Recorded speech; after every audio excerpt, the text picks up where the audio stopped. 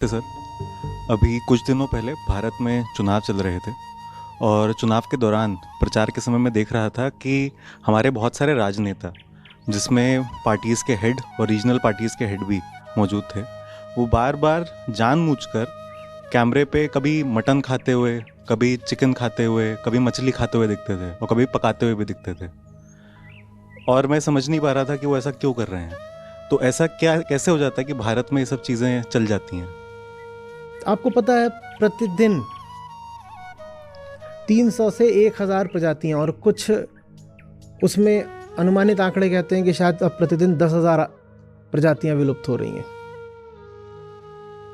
पहले इस बात को थोड़ा सा भीतर उतरने दो। प्रतिदिन कितनी प्रजातियां? 10,000।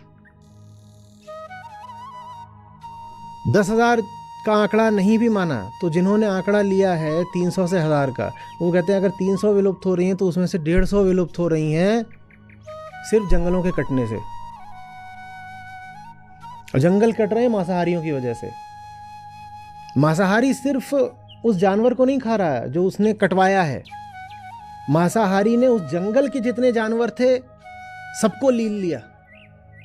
मांसाहारी ने पूरी की पूरी प्रजातियां खा डाली, वो बची ही नहीं है, वो कभी देखने को नहीं मिलेंगी।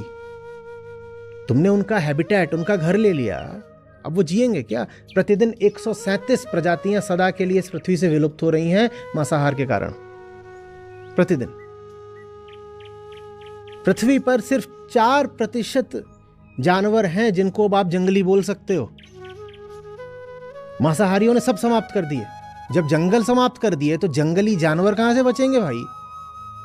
जब जंगल नहीं तो जंगली जानवर बचेगा? तो पृथ्वी पे अभी कुल जितने जानवर हैं उसमें से बस 4% जंगली हैं। बताओ बाकी सब क्या है? बाकी सब वो जानवर हैं जो मांसाहारियों के लिए खिला पिला के बड़े करे गए हैं कि अब इनको काटा जाएगा। पृथ्वी के सिर्फ 4% जानवर जंगली हैं, 96% तो यही है सब। बकरी, मुर्गा, सुअर, गाय, भैंस, भेड़, मछली,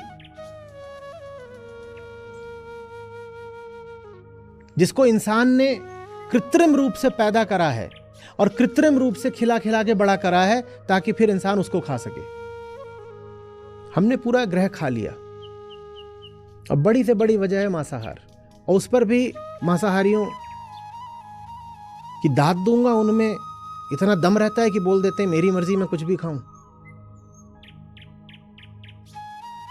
थोड़ा भी अगर हम जगे हुए लोग होते तो कोई अगर पॉलिटिशियन मटन बनाते हुए, मटन खाते हुए अपनी फोटो डाल रहा है, उसकी पार्टी का दिवाला पिट गया होता।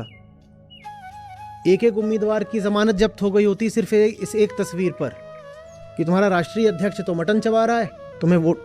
बात इसमें नैतिकता, धार्मिकता की नहीं है, बात पृथ्वी के भविष्य की है। और भविष्य भी कोई 100-200 साल बाद का नहीं, 10-20 साल का, 10-20 साल बाद का भी नहीं, आज का। पिछले साल के 365 दिनों में लगभग 350 दिनों में भारत में ही कोई ना कोई एक्सट्रीम वेदर इवेंट हुआ है। इस साल जितनी लंबी हीट वेव है इतनी पहले कभी नहीं देखी गई। ये सब क्या हो रहा है? ये क्लाइमेट क्राइसिस है। क्लाइमेट क्राइसिस कहां से आ रही है? दूसरा सबसे बड़ा कारण मांसाहार है।